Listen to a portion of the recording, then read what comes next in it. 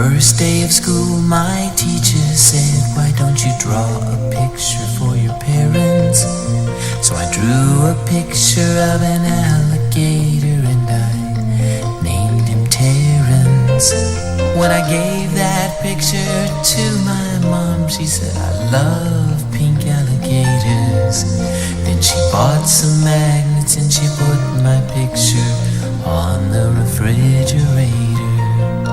And she said she put it there so that everyone would see how much she liked my picture and how proud she is of me. Now when the teacher asks me why a drawing takes so long,